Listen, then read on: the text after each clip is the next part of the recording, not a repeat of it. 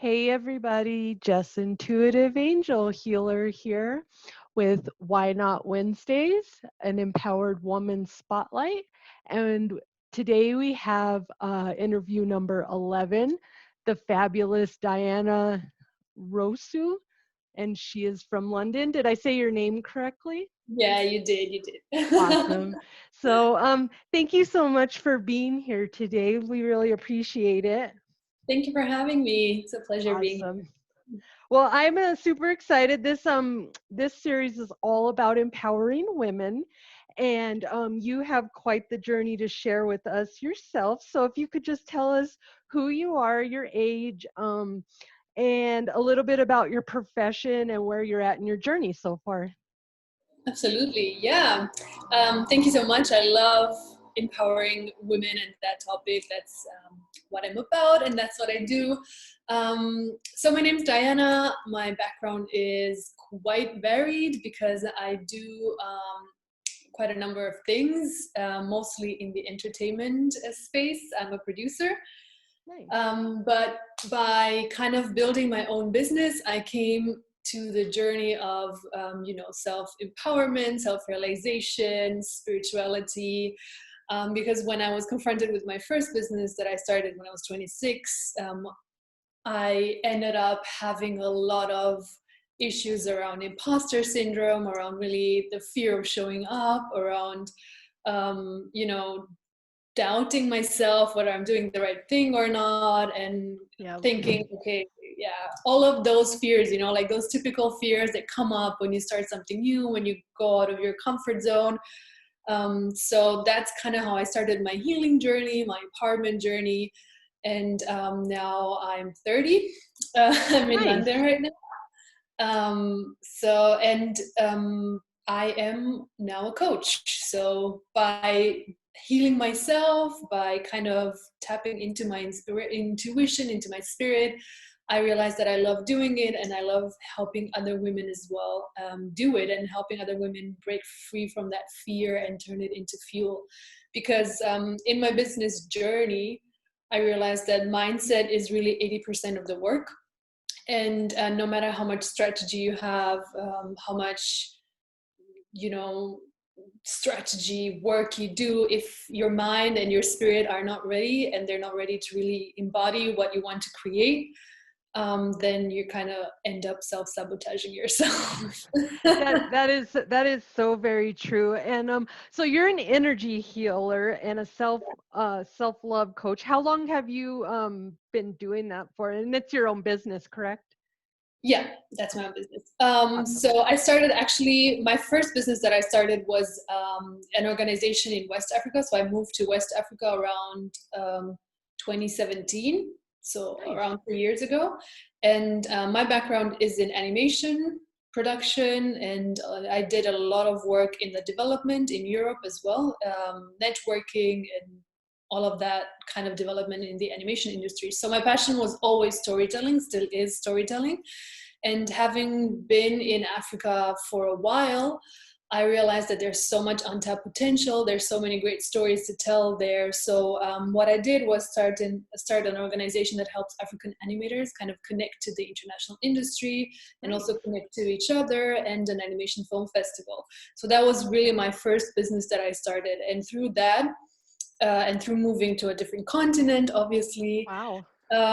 I kind of went to zero again and had to rebuild, but had to rebuild from, really an empowered state. So it took me a while to heal myself, to really tap into, understand how energy works, understand how the spirit works, understand all of these things. So that was my journey into self-healing and empowering myself, and building the mindset that I needed to really see that first business through.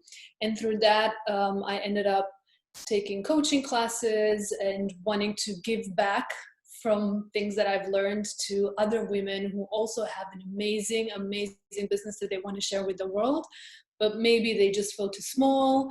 And I just feel like a lot of women play too small a lot of the Yes. times.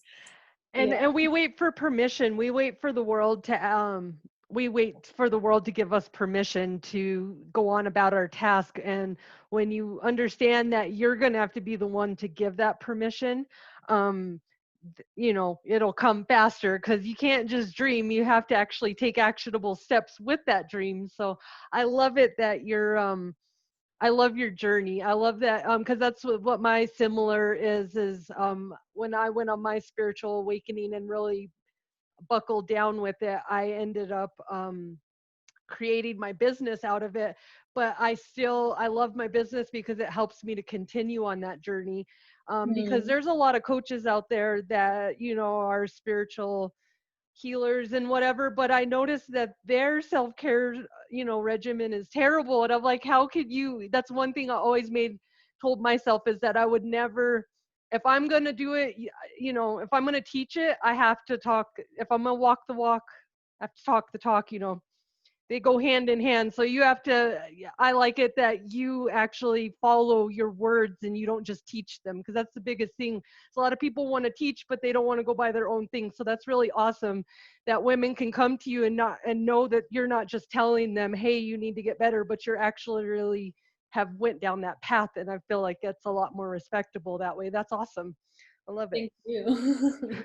So, what's a big thing? Because there are a lot of the coaching field there's a lot of coaches out there, but you know what I mean? Like there's good ones, and you're one of the good ones, and I love it. And kudos to you for bringing that spirit back in, that you're gonna not just say to do it, but you're gonna do it with your clients. And that's a good trust aspect to start off with. So I'm gonna get into these questions with you. And these are all about being living the empowered woman journey. When you close your eyes and you imagine an empowered woman, what description comes to your mind? Oh, that's like my MO. So my group is called Unleash the Goddess Within, and I keep saying I don't want to just build empowered women. I want to build goddesses. So I want to help Nice. women get really tap into that goddess energy. Because a lot of the time, and I felt that for myself as well.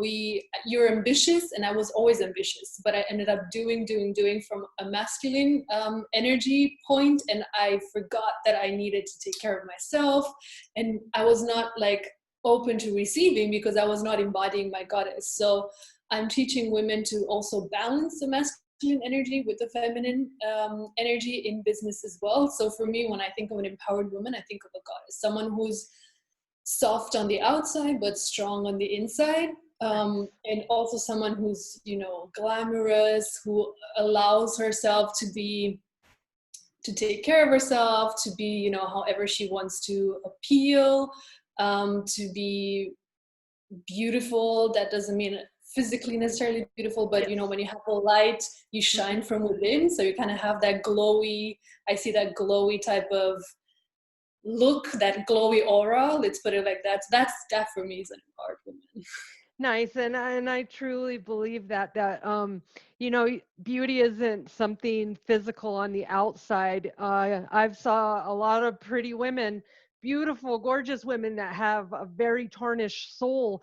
And if women would understand that, all these accessories, makeup, and all this are to accent our beauty. We don't have to have it, because if you have a good self-image, a good self-care routine and self-love, then it'll definitely shine, and you won't need all that extra makeup and clothes and whatnot that we tend to think that that's what's going to make us feel better about ourselves.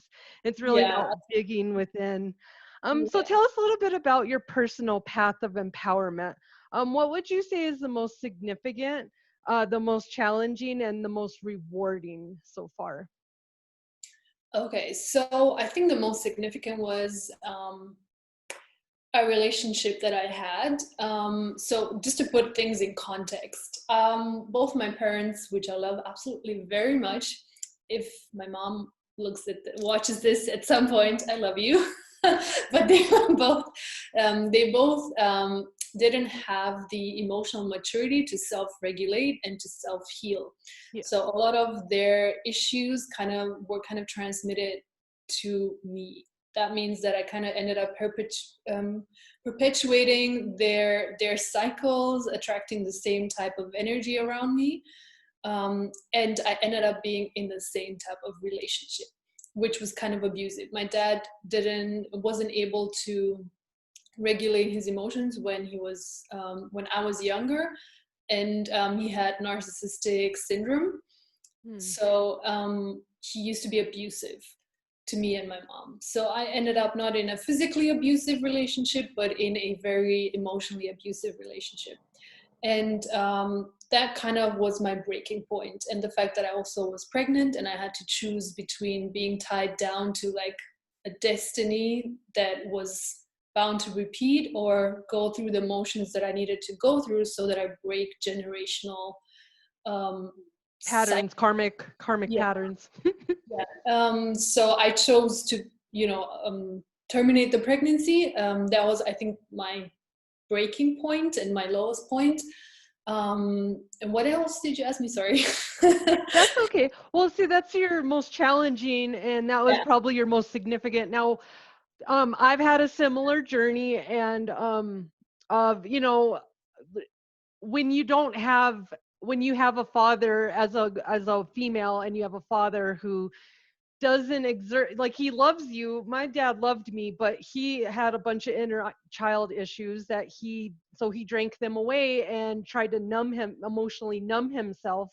And and then my mom, just went into victim mode. So it was like I had, that good balance of of greatness. And you don't I held a lot of resentment my whole life, and I blamed everyone. But then I decided, yeah, then spirit kind of has been unfolding it to me that I'm learning all this not to hold it against them, but to release it, so my poor daughter doesn't have to go down the same path that I was already teaching her down. And then I wanted to be like, wow, I really went through all this life changing to teach you all my bad habits. Good job, Jesse. So that was my breaking point. So we take, and then if you don't have a that's healed, then you go get the wrong guys to bring into your life, and that creates more problems. And then that's a whole other journey you got to go on. So that's awesome that you got here, though. Now, what is most rewarding, that you've um climbed all those mountains, and now you're at the plateau right now, that it's all behind you, and you have a whole nother world going forward, your next 40, 50 years. What do you what would you say is most rewarding from all of the mess that you went through and your challenges? Personally, I don't think it's all behind you. I think it's always a learning curve. So I think um, being aware of it is always important, and being aware of the triggers and how it might happen, because new level, same devil. So Exactly. things kind of get back activated again when you get to your next level.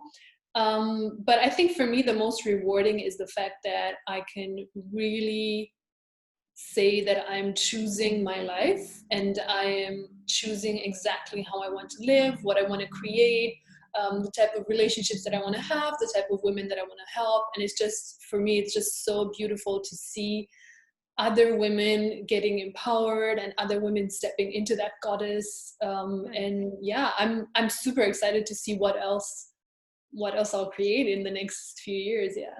I see good things, because that's all, that's all it takes is a will and a want for you to move forward. And I always tell people, it's like, if you're like Peter Pan in Neverland, if you have that kind of thinking, like, when the Lost Boys are sitting there and they're eating, and when you look at them, what are you eating? There's nothing there, and they're eating ribs and burgers, and they're like, what is this? And then they have a food fight, and all of a sudden this food appears, because that's about the manifestation process. And that's the easiest way to explain it to people, is if you have the thoughts up here, you got to bring it out here, and it'll all work out, and it'll amplify. Goodness will amplify more if you focus on the positive. So sounds like you are on your way.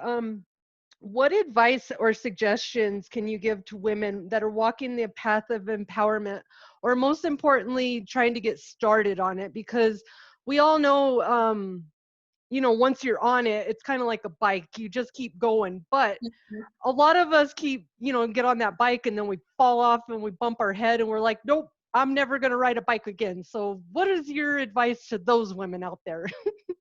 Get up and get on the bike. Doesn't matter. Put a helmet on and wrap some bubble wrap around you. I think my advice is be aware of the fact that the things that you are blocking, like the bad emotions that you need to go through that you're blocking, is they're also blocking the good that can come into your life. Because everything is really two sides, so like the polar opposites, right? So if you have actually experienced really really bad hardships in your life, that means that you know how the polar opposite could feel like, Hmm. because you've experienced that. You experience what you don't want, so you can get into your life, so you can attract what you do want. But if you're not willing to release it, and if you're not willing to sit with that, sit with those emotions, and let that transmute, then you're giving up very soon, and you're just like staying stuck in the same cycle. So Yeah. it's really about realizing that everything is your responsibility, and also realizing that everything needs to be felt and released and transmuted. So that's like the I think that's transmutation of energy. Yeah. I think that's the biggest thing that a lot of people have is because in society, and I know you're in the UK and I'm in America, but in society in general, around the world, we're taught to not show our emotions. It's a sign of weakness, and I'm happy that it's finally breaking through that it's not a sign of weakness. And actually, if you keep holding all those emotions in, all you're doing is guaranteeing that you're going to have either some kind of heart disease or some kind of stomach trouble because your sacral chakra holds in all those emotions. And guess what? Most of the women that I have ran across that I've noticed is just on my journey, because my background is medical assistant before I became a spiritual teacher, and grounding coach. And I've noticed a lot of women that have really bad pelvic pain, really bad periods. And I only put this two and two together because my periods got super painful when I got older. And I used to make fun of people that like, why, they can't be that bad. Well, I saw how bad they were, and I found the link between emotions and females. So if you're one of those females that has a disease, um, that involves pain down there, and you're wondering, why did I get this, why? And I've started noticing, start clearing out your emotions and notice you'll start feeling better. You'll stop having it feel like somebody's getting a knife. Like at one point in my life, I had so bad pain that I felt like somebody was just stabbing me. I was going to go to the ER because I was in such pain and I didn't know what it was. And that was about 5 or 6 years ago. And I've noticed since I've worked on this and I've let emotions go, I don't feel that pain like I did. And it's crazy that you don't comprehend that you're holding in all that. If you just release stuff, and if you don't want to do it in front of people, go take a shower and go cry. But Yeah. please stop holding it in, because it's not doing anything for anybody, just causing a lot of resentment, and you're causing yourself pain. Yeah, So absolutely. I mean, emotions are just energy in motion. So that's how I teach the women that I coach. Is really, emotions are energy in motion, and emotions are just different frequencies of energy, which are nice. connected to obviously your body, and like you said, with your organs and everything. And if you want to learn more about this, for whoever's watching, read the work of Louise Hay. She Yes. does a lot of work around Hmm. that, and that's where I also kind of linked a lot of my pains with things that were going on. And just emotions are not bad; they're not good or bad. They're just energy Uh-huh. that needs to go somewhere. Yep. So if you don't release it, it's kind of stuck in your body. I love it because me and you we teach a lot the same. We have different words, but the the mindset there is the same. Yeah. And that's what I love about this whole series, is that I've had so many different coaches come on here, and we all have the same message, but you know, everybody's different, like a pack of crayons. We're all different, and we all understand things differently. And that's what I love, is if somebody here hears your message and they resonate with the way that you say it, they can be helped and they can release their thing. Because that's the other thing that people don't understand, is one fit doesn't fit all, just like a Yeah. doctor. And it's Mhm. all about personality. So find someone that you trust, that you have that connection with, and chat with them. Yeah, absolutely. And we all have really a different energy signature. So what Hmm. I say will resonate with a certain type of people. What you say will resonate with a Exactly. certain type I of love people. it. It will never be the same. That's why I always tell my clients, don't think that there's a scarcity. Just like if it's been put on your soul to do whatever you want to do, don't think that, there's already so many coaches out there, or there's already so many whatever out there, Yeah, because because the there's always. energy and your alchemy is totally different from everybody else's. Yeah. Exactly. I love it. That's what I'm, you know, that's just my biggest message on here, is that we're all different, but we're all the same. And a lot of us have the same message, but our egos and, you know, like with all the world going on, everybody's saying the same thing, but they're saying it differently. And nobody could, if we could just all see that we're on the same page. And it's like the Tower of Babel. Sometimes I laugh, like, you know, we're all saying the same thing. We all got the same journey we're going towards. So, Yeah, all right. absolutely. Now down your path of empowerment, I know you've ran across quite a few people that have inspired you. And men, I know men and play a big part in inspiring empowered women. Who would you say is most significant in your life that has helped you become the empowered woman that you are? Several. So my mentor, first and foremost, who's been like my spiritual father, who I've met several years ago by chance, which I'm not going to name right now because it's not a public That's okay. person or anything. Then some friends that I have who are really like, I could feel their soul friendships, and they were really soulmates, helping me realize my worth and really shining that mirror and showing me the bright side when I wasn't seeing it. And in terms of public faces, let's put it like that, Tony Robbins obviously was a big, I love him. He's my yeah, favorite. was a big inspiration for me. But also, more than Tony Robbins, actually, even more is Dr. Joe Dispenza. I love him too. I love Um, all of Hay House, like all of them. I could watch them all day long. They are um, what inspired me to get on my journey to be to learn my gift, because I shut off my gifts for I'm 39. I shut off my gifts my whole life. I didn't figure this out till like 37.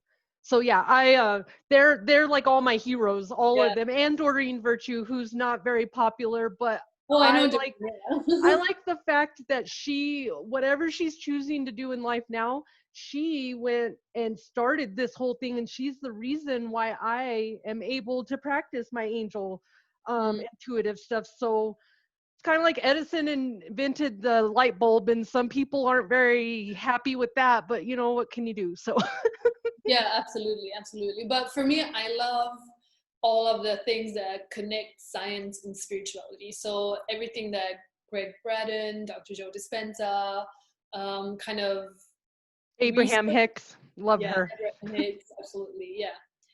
So those are kind of my Those are guys. the people that have gotten you. Now, men play a really big journey on our path as women, because a lot of times it depends on whether you had a good or bad male figure in your life, and then and then if you were strong enough to either go left or right because of that male figure, good or bad.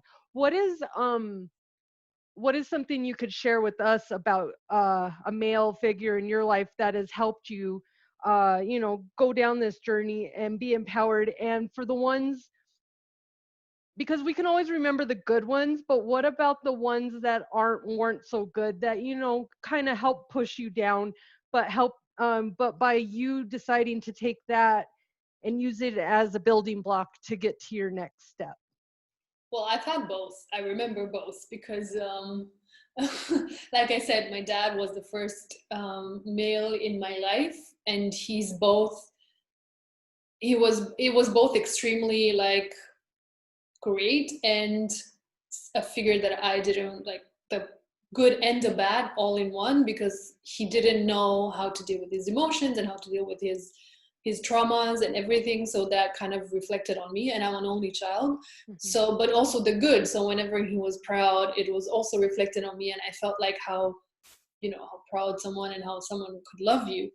And that kind of reflected in my relationships, and I looked at that as I was healing myself, and it was very interesting because I ended up being in a relationship with a narcissist, um, and that Ooh. was very toxic with the person that I was also, that I got pregnant with.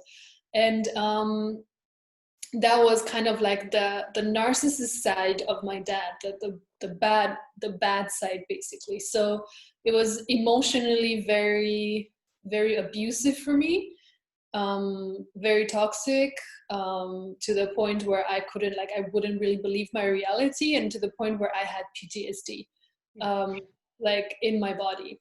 Yes. Although my mind was healed, but my body wasn't. So when I met someone that slightly reminded me of him, my body would start shaking and having all of these weird sensations, and like literally I would start getting into shake attacks and panic attacks and I anxiety.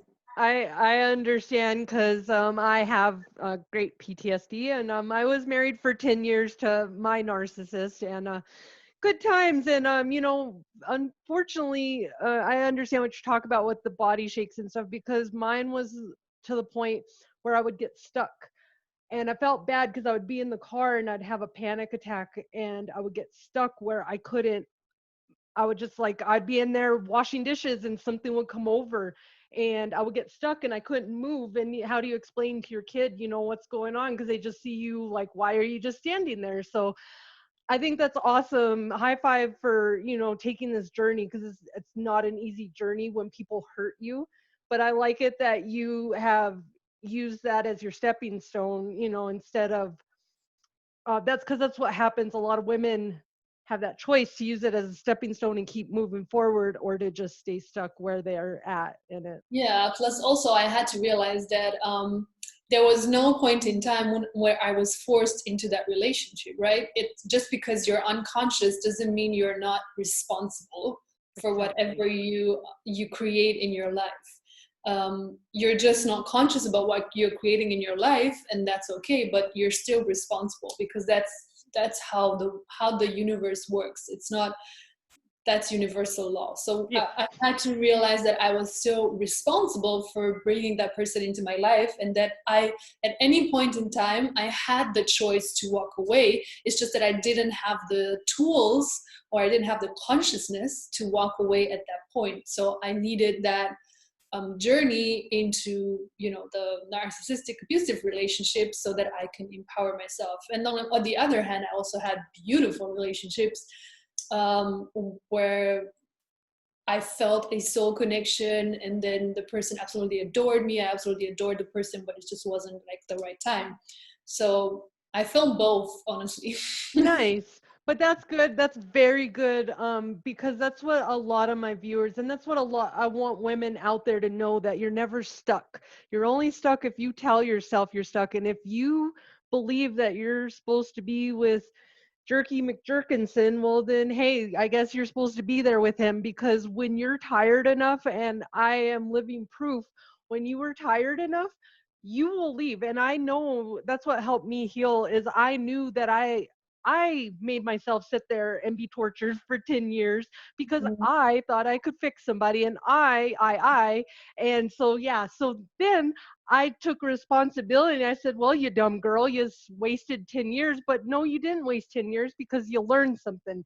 So as Mhm. long as you learn the lesson, that's all that matters. And don't ever tell yourself you wasted time, because that's our biggest thing, is our critical committee likes to get up in there and You've already made the mistake. You've already went through the torture. Don't torture yourself anymore uh, because you made a mistake. It's like you spilt a cup of milk. You're not going to scream at your kid and, go all crazy because they spilt a cup of milk. So treat yourself with the same kind of kindness. I love Yeah, it. I love your message and I love your energy. It's very beautiful. and you always have the choice, right? And you like you said, you need to learn the lesson. So if you didn't learn, then you go back and you go back, and And it keeps it's repeating. really just when your soul is ready and when you've had enough Uh-huh. that you say enough is enough. Yeah. And it differs for everybody. It differs. And some of us are just a little more stubborn, and I decided, hey, I'm gonna wait till I'm 40, but that's okay, because as long as I learn it, it doesn't matter what age you are or when you learn it, just as long as you take time to be aware. That's the biggest thing, Mhm. is have Exactly. awareness. Yeah, exactly. um okay, so this brings me into my next question of daily self-care. I am a firm believer in having a daily self care regimen. I think it's very important to have an hour of power. I teach my clients to have it, break that up, have at least 30 minutes in the morning and 30 minutes at night of just yourself and writing, listening, meditation, whatever. But you're a coach and you're an empath as well. So you it's a little different when you're an angel intuitive, and when you have connection with spirit, because it's a little more exhausting than a regular counselor, so when you have what does your daily care regimen look like? And what do you, what how important do you feel it is to have a daily care regimen? Super important. I mean, it's very, very important to be aware of where your energy levels are, and to make sure that your energy levels are, especially when you work with people, right? Because Yeah. there's energy exchange there. So I wake up with, actually, I wake up with Abraham Hicks meditation. So that's Nice. that's how I wake up. And then I feel like movement is also very important. So I either do yoga or dance, or at least take some time to work out in the morning. Um, and then I believe that everybody's self-care regimen is kind of should be tailored to them, because you end up taking self-care regimen that some other coaches might recommend, but it's not really how you feel like, and then you end up sabotaging that as well. So what I do is give my clients a, a variety of things, and I tell them, find out 3 things that you really want to do and you really love doing in the morning. And for me, usually it's meditation, movement, and journaling. That's what I like to do. And what would be your message? Because you know how important it is for self-care for yourself, because you're taking on all this extra energy and you don't want to take that home at night. What is your biggest thing to tell women who say they don't have time or feel that it's not that important to have a self-care regimen? I give them who I think it was the Dalai Lama's quote. The Dalai Lama was told that, no, he said that he needed to meditate an hour, and someone on his team told him, you don't have an hour because you have so many appointments and etc. etc. So then the Dalai Lama said, well, then I'll meditate 2 hours. Because it really, when you're not centered, and obviously I've done this myself so many times, so I'm guilty of it. When you're not centered, things don't flow as easily, so you take so much longer for a task than when you actually take that 30 minutes a day to center yourself and to like let go of whatever needs to be let go and get back into flow. That is very true. So I got a few more questions here for you. What is your vision or hope for the holistic and wellness field, and especially for women in the next 5 to 10 years? What do you hope to see? What do I hope to see? That's a very good question. I haven't actually thought about it. I hope to see people being authentic, to who they are, because I feel like when people are authentic to who they are, they have kind of they bring their own flavor into the field, and Yeah, they kind of have that, they're able to impact other people that need them. Because what I see a lot of the time is people giving strategy and people giving ways to do it, but not empowering people to do it the way they feel like doing it. So not in an authentic way. Yes. Um, and I just hope to see more conscious people, I think. Me too. And that's the biggest thing is a lot of, and that's what I try to do with mine business is because there's a million people out here and you can go get Hay House anytime. All this self-care help is available to people, but people don't know, it's about having a friendship and a supporter. And that's where most people um that's where they get the disconnect of there's all this stuff out here, but my biggest thing that I run across is that people don't know how to use it. So that is my biggest thing. And I find it's funny, I went to be a medical assistant and I was a CNA for many years as well, and a mental health tech, other things. And that helped me to teach people how to use stuff, because that's my job, is to teach you when the doctor prescribes medicine how to take it correctly so you don't hurt yourself, because the doctor's not going to take time for that. So I think it's funny that I thought I wasted all that, why did I do all that? Now I'm here, but I needed that knowledge because Mm. now I can actually apply what I'm doing in lamest terms for people. And that's why a lot of times I feel like I talk down sometimes. And I do it unconsciously because I'm so used to trying to talk to people that don't understand huge words. Because if you go making your vocabulary as big as you can and your audience goes, that sounds really cool. How do you do that? All right, whatever. And that's what patients do in the doctor field. So I like that No, I, yeah, I absolutely. I hope agree with you. I agree with you. people start becoming authentic and actually stop just talking and saying, because a lot of people are up there trying to fulfill their ego instead. Um, so okay, this is my last question and we'll see out here, but what advice can you give the group on how to not deny themselves of self-care, and most importantly on how to not settle for anything less than their dreams? Ooh, how to not deny yourself some self-care. Good one, because a lot of women think that that comes after, Yeah. that self-care, you can do self-care after. I think feel every day what it is that you want to feel in your life. So with my coaching clients, I have this exercise where I have them build their goddess avatar. That means that you really look at the areas of your life and you see how do you want to feel in every other area. And when you kind of practice that on a daily basis, you won't settle for less anymore, because you get into that feeling of, okay, this is what I want and this is how I want to feel. And you're going to start attracting that into your life in certain areas, maybe not exactly the way you envision it first, but better and better and better. And when it's kind of like a relationship, right? You had a bad relationship and then you attract someone who's better and treats you well. You're not going to go back to the bad relationship because you know how it is to be treated well. Yes. So then you kind of do that on a daily basis and feel into that on a daily basis, and then it'll make it easier for you to not settle and prioritize self-care. Awesome.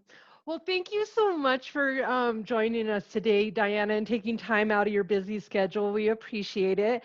Um, Cool. and thank you so much, everybody. This is what an empowered woman looks like. So thank you so much for sharing our journey. I went ahead and sent you a certificate that I made um, for an empowered woman that you can frame. And on those days that you're having, a bad time, you can remember that you do make a difference, and your words are really touching more souls than out there. So Thank you thank so you. much.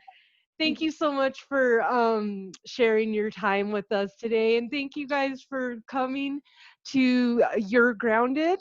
And this is Why Not Wednesdays, interview number 11 with Diana Rosu from United Kingdom. Thank you so much. Love and light, everybody. Have a wonderful day.